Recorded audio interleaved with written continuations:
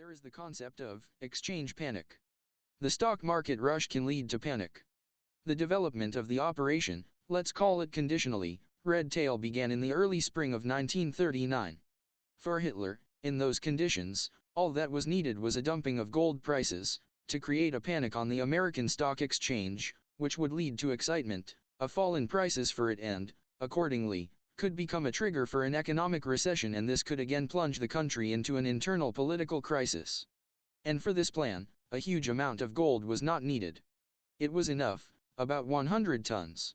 It was only necessary, correctly, to choose a place and calculate the time.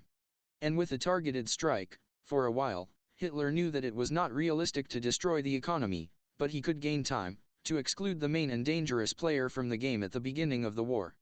He needed time to seize new resources, so that later, on an equal footing, or even superior, to fight America, hated by him, which could stand in his way to world domination. He hated and feared this player.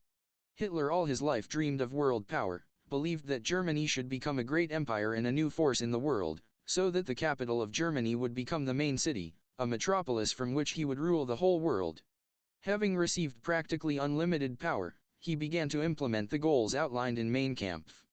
First secretly and then openly, he went to violate the terms of the Versailles Treaty, which in fact deprived Germany of the army. After becoming Chancellor, Hitler began to pursue an aggressive foreign policy. In October 1933, Germany withdrew from the League of Nations. In just 5 years, he brought the country out of the crisis by raising industrial production, eliminating unemployment, and betting on militarization.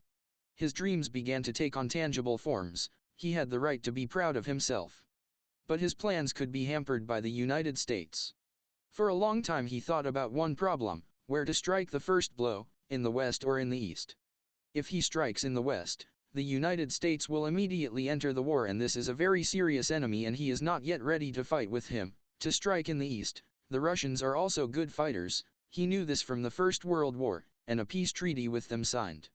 The solution to the problem, with the entry into the game of the United States, in the early stages of the war, he found unexpectedly, looking at one interesting document. As many must know, Hitler was a mystic and esoteric. He was fascinated by everything connected with this. He believed in Providence. Providence itself helps us.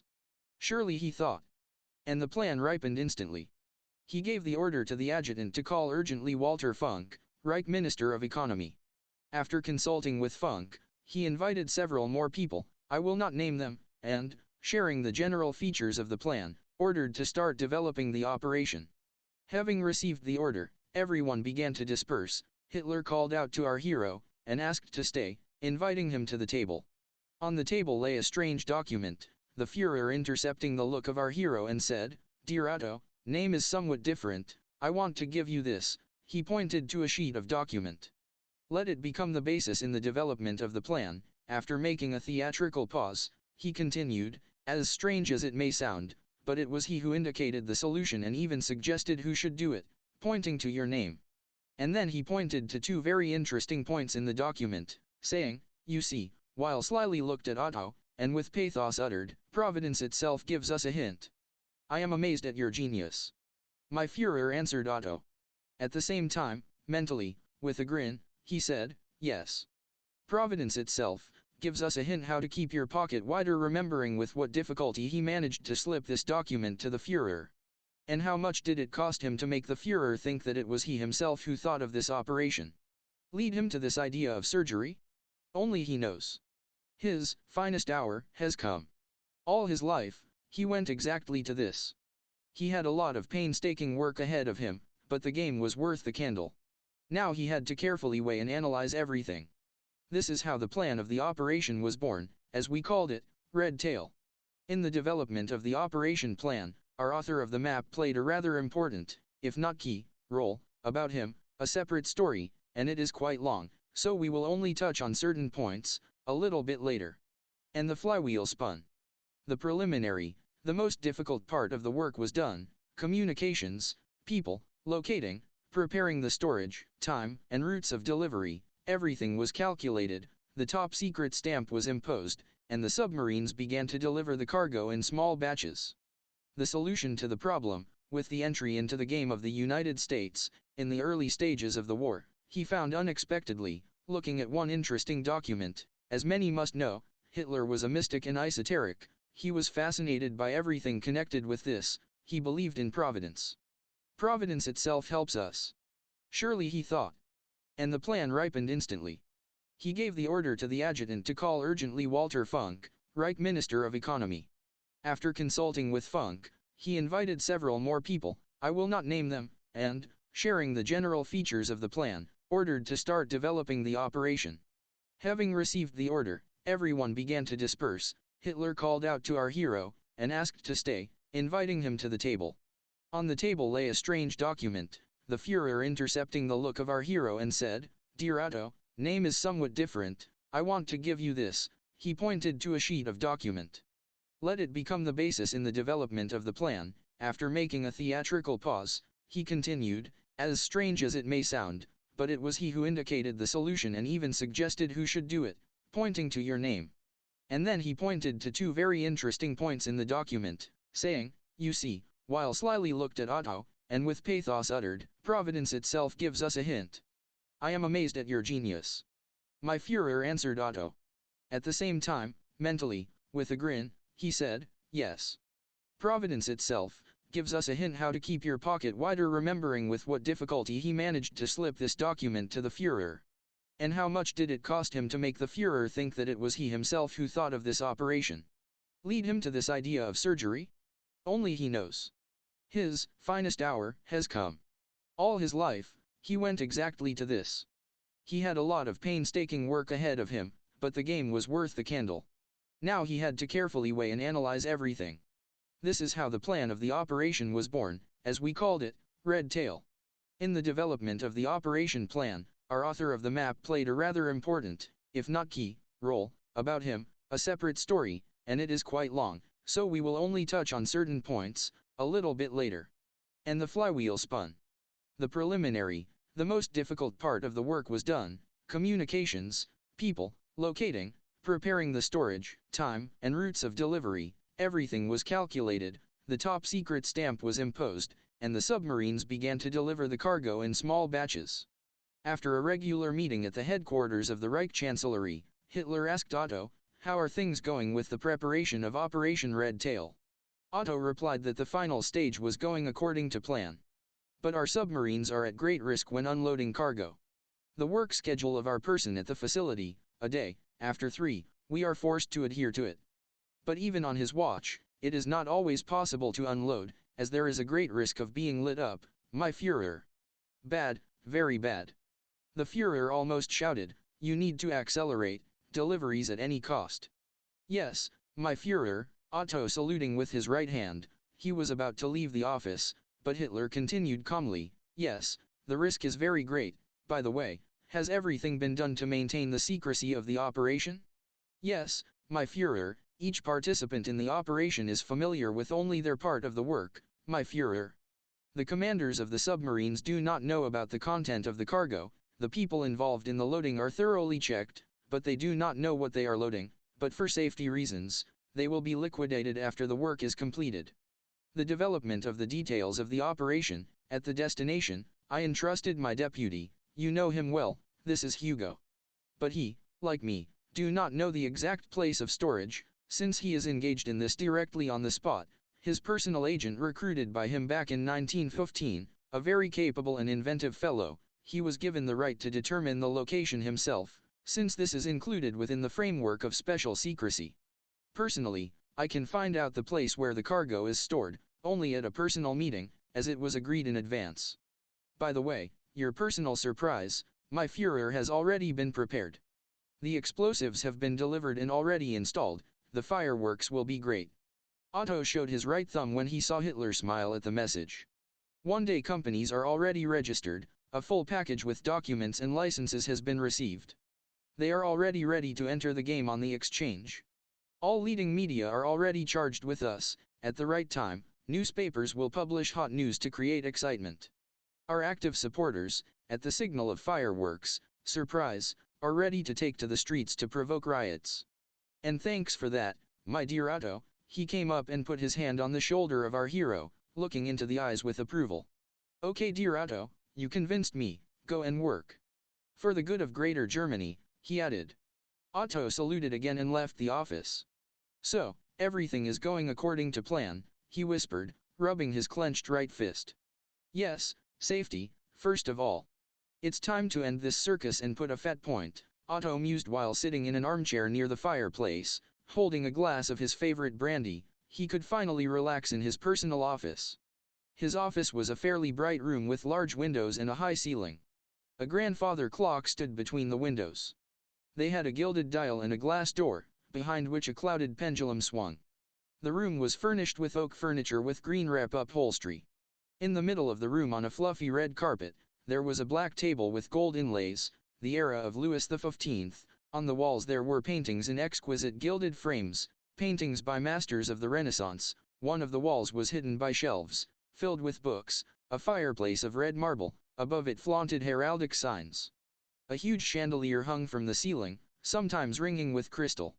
A fire was burning in the fireplace, and in front of the fireplace was a luxurious massive armchair.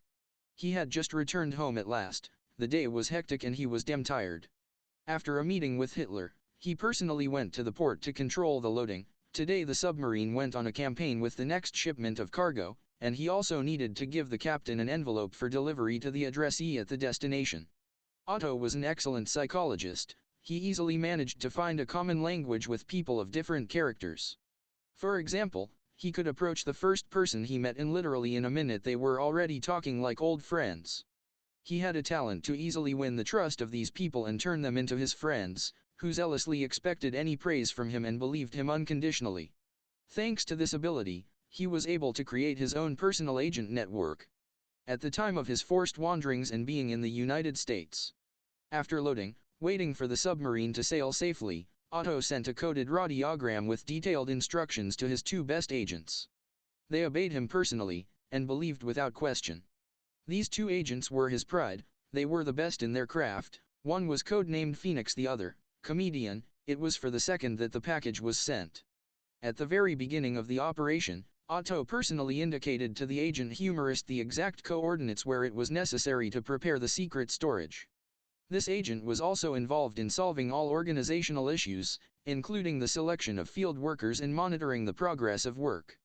Then, after the completion of the work, his men perform a sweep, deftly eliminating all hired workers. Yes, it's time to move on to the final chord. Otto looked at the flames in the fireplace. Birch logs crackled pleasantly, relaxing and soothing. Having emptied his glass, he lit a Havana cigar, closing his eyes with pleasure. It is necessary to contact tomorrow, with my old friend from the British intelligence, but this thought has already flashed through the clouded mind. Otto plunged into a deep sleep. As the saying goes, service is service, and friendship is friendship. In the old friendship with Tony, they both appreciated sincerity, and although a priori, they were potential opponents in the service, since they served in opposing structures, they never tried to find out secret information from each other. If a friend sees fit, he will share the information himself. Both of them served, each to his homeland. But in this case, turning to your friend was an exception. Otto had no intention of betraying. The homeland, with the coming of Hitler to power, was on the brink of disaster. He immediately intuitively felt it.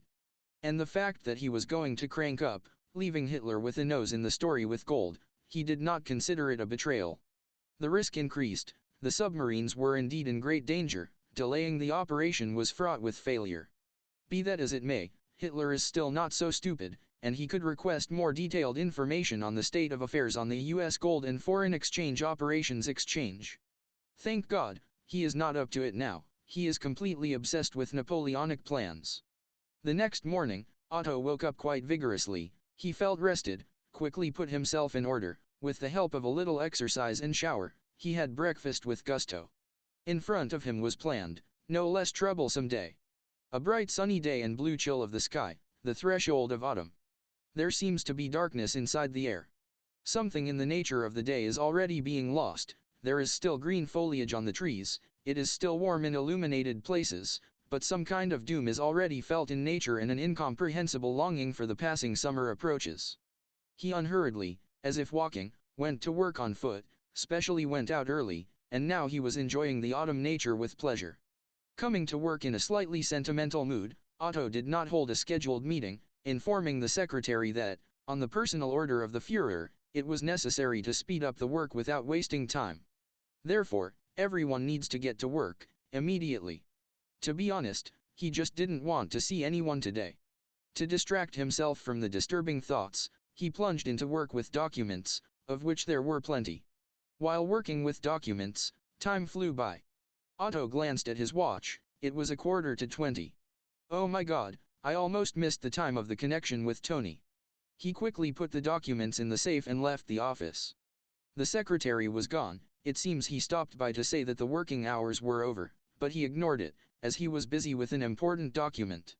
Exactly at 21:07, as in advance, it was agreed, he contacted his friend on a secret connection. Wiretapping of the conversation was excluded, at least some privileges of my position, he thought with a grin. Hi old fart. He and Tony always had a kind of game in communication, they always made fun of each other. Oh, who am I hearing? Is that you old senile? Tony responded with a faint surprise. How many winters, how many years? Glad to hear you buddy, added Tony. Hello old man. How are you, on the personal front? Still looking after Mrs. Abigail? No, she broke my heart by marrying a total idiot, John. Joke. Husband asks his wife, dear, tell me honestly, are you cheating on me when I'm on a business trip? I don't even know. When you're not there, I'm kind of wild, I climb the walls. Then I fall from the wall, lose consciousness.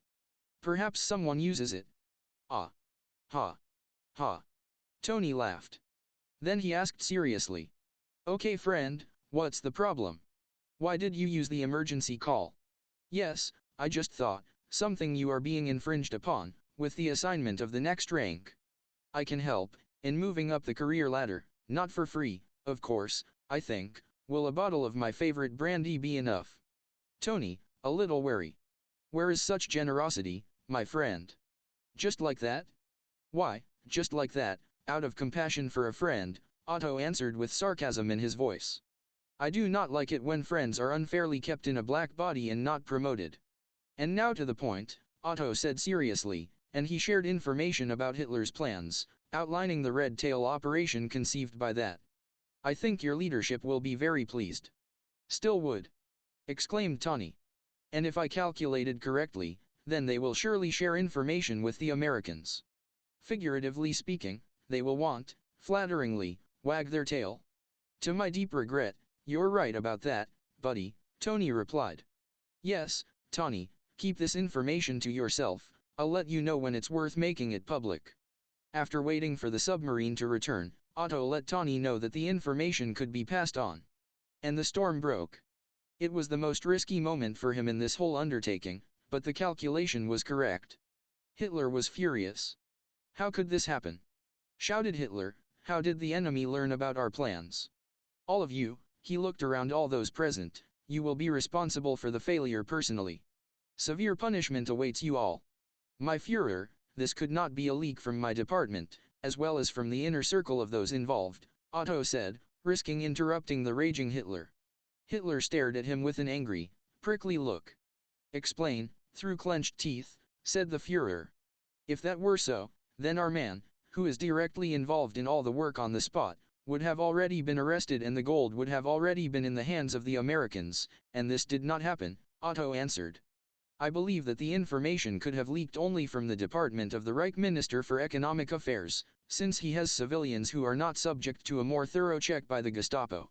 Hitler continued to drill Otto with a glance, then his gaze changed and he turned to walk to his table. Without turning, he said, if the gold gets to the enemy, I will personally attend your execution of Otto, Hitler said and added, urgently evacuate the gold. All right, you can go to work for now. All those present stood up, they were drenched in cold sweat and threw up their hands, saying in greeting, Heil Hitler, they silently left the office. In the sent envelope for the agent humorist, there was only one small sheet, it was a map. In the radiogram he sent for this agent, there was an instruction not to open the envelope, it should have been handed over to the person who arrived for him, who would be dressed in a postman's uniform, under the guise of delivering an urgent telegram, and he would give a conditional password. The envelope should be passed with the following words: "Here is the exact indication of the storage location, I will join you later." Then, politely say goodbye to him. For the fact that one of his best agents would do everything unquestioningly and accurately, Otto had no doubts. This person knows how to keep his mouth shut and never asks unnecessary questions. Open the envelope, he won't even think. The people who arrived for the cargo of gold were instructed in advance by Otto, not by him personally, of course, but by his deputy, who supposedly worked out all the details of the operation on the spot and had his agents there. In fact, Otto manipulated him, using what they say in the blind. The instructions indicated how to contact the person who would indicate the place of the cargo and organize the evacuation. A postman rode up to the house on a bicycle. He stopped, straightening his bag and uniform cap, and went to the front door. He was watched by one person sitting in a car. He had been following this house for quite some time. Seeing how the postman left the house and got on the bike, the man opened the car door. There was a knock on the door again. The humorist, with the words, "Well, what else is there?" opened the door. A well-dressed gentleman stood on the threshold with a broad smile. Postman on a bicycle, having reached the nearest gas station, entered the toilet. Having changed into clothes prepared in advance, which was in the mail bag. Then, prudently flushing the toilet, he left the toilet room. At the gas station, there was a pre-parked car. He got into it and drove off. "What is this? What an idiotic drawing. What did you bring us? Where the devil take the coordinates of the cargo?" exclaimed one of those gathered in the safe house, addressing the one who had just arrived and handed over the envelope. It looks like he was the eldest of them. "From where do I know? I just followed the instructions." And he told about the meeting with the agent and what he told him. "May I have a look?" Stretching out his hand to the drawing, one of the participants asked. Then he took the map and began to examine it carefully. Finally, putting the drawing aside, he said, "It seems someone is trying to cheat us, and it looks like this someone is playing a double game. Perhaps we, as they say, are under the hood of the American Special Service. It is urgently necessary to interrogate this bastard who gave us this Linden, to pull his whole soul out of him but find." And the guy was a humorist, the guest suddenly thought. Unhappy, and died while laughing. After every anecdote he himself told, he began to laugh contagiously. For the first time in his many years of work, he suddenly felt regret. Yes. Getting old, getting sentimental. It looks like it's time for me to retire. He went up to the body of the owner, and touched the carotid artery with 2 fingers. Finally convinced of death, he carefully looked around the room. Going around everything, he took the cups from the table and put them in the cupboard. After washing them and thoroughly wiping all the places where he could leave prints, he called by phone. "Hello. How can I help you, sir?" The operator answered in a pleasant female voice. "Help, very strong chest pain, I'm scared." After answering the operator's questions, while calling himself the name of the owner, and giving the address, he hung up. "It's time to leave." He again looked at the owner of the house. "Yes. It's time for me to tie up with this profession, it's time to retire," he repeated, leaving the house. He already, on his personal account, has accumulated a rather round amount, and the money that Otto paid him is already quite enough to buy a small house overlooking the sea, somewhere on the Côte d'Azur. Yes, this mysterious guest was Agent Phoenix. He was an expert of the highest class, dealing with extraordinary issues, and yes, he was a hired killer. According to official reports, he no longer existed. It was believed that he died in a fire, during the storming of his house, when the police went on his trail. During the assault on his house, a bullet allegedly hit the gas cylinder while coffee was brewing on the stove. And the burnt body, which was later discovered by the police, in fact, belonged to another person, his gardener, who just stopped by shortly before to receive a salary. Phoenix, during the assault, using a secret door, left, having previously shot at the gas cylinder. Already getting into the car, which stood at some distance from the house, Phoenix saw a taxi drive up to the house and 3 people got out of it. When the taxi left, the 3 of them looked around carefully and headed for the front door. Phoenix was no longer interested in this. He started the engine. "What are you poking around there?" one of those who approached asked, referring to a friend who was trying to open the door with a master key. "A second," he answered, and silently opened the door. Entering the apartment, they found the owner in one of the rooms. One glance was enough to understand that he was dead. So, wow, surprise, it turns out. Flip the whole house. We need to find at least something to help find gold. The senior of the group ordered. But he was interrupted by the distant sound of an approaching siren.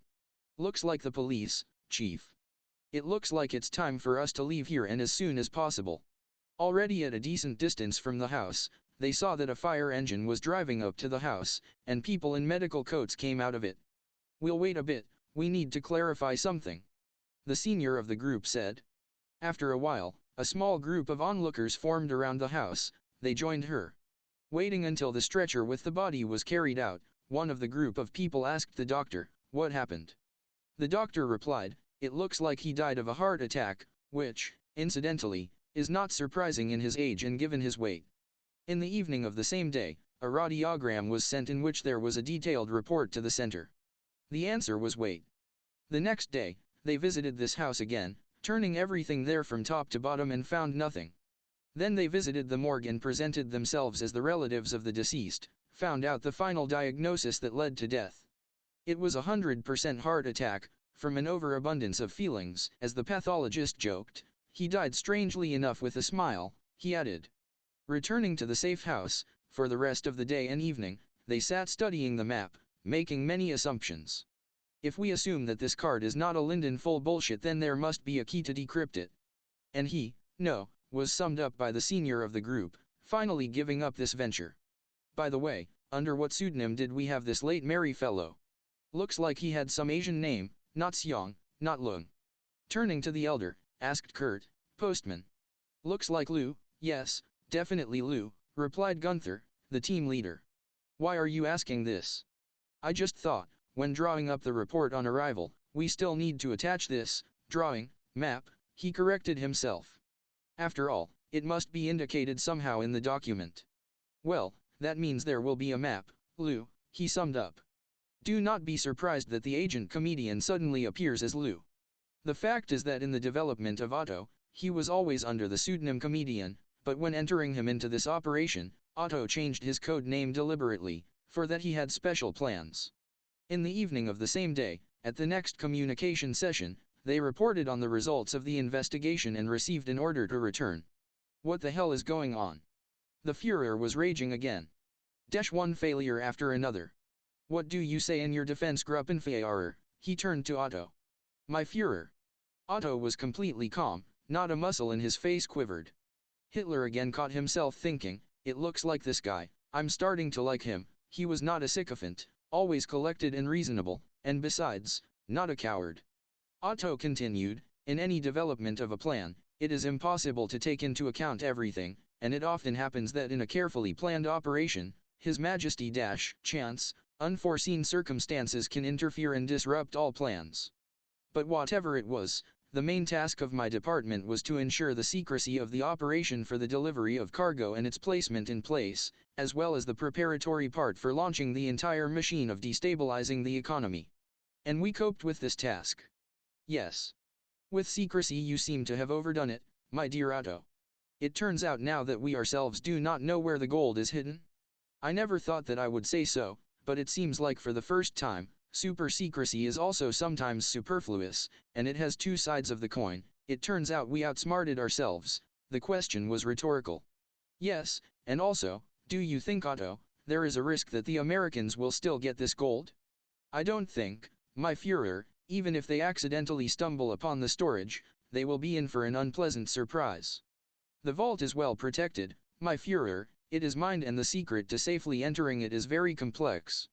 Worked on the mechanisms, our friend Skarzny. Get back your people. The Führer ordered. Well, we'll wait for their return. Yes, it seems they were talking about some strange card. Upon arrival, give it to our encryptors, let them figure it out, Hitler added. After the return of the group that was supposed to evacuate the cargo. The best specialists were never able to decipher the map, and later it was lost in the archives, but not forever. Otto skillfully took advantage of Hitler's favor and eliminated all unnecessary in this game. Our hero's calculation was correct. He rightly believed that Hitler had already dreamed that soon, the whole world will be at his feet. And in that case, what does he need? A few miserable tons of gold. And indeed, this story was later forgotten by him. He was fully occupied with his own struggle, unleashing the Second World War. Later, he will deliver his famous speech. Hitler's speech at a meeting with the Wehrmacht command on August 22, 1939. I brought you together in order to outline the political situation for you, so that you get an idea of the individual elements on which my decision to act is based, and thereby strengthen your confidence. Then we will discuss the military details. It became clear to me that sooner or later a clash with Poland must take place. I made a decision back in the spring, but thought that first in the coming years I would have to oppose the West, and only then only, against the East. But the sequence of actions defies definition in advance. You cannot turn a blind eye to a threatening situation. At first, I wanted to establish an acceptable relationship with Poland, so that, first of all, to lead the fight against the West. However, this plan, attractive to me, turned out to be impracticable, since significant circumstances changed.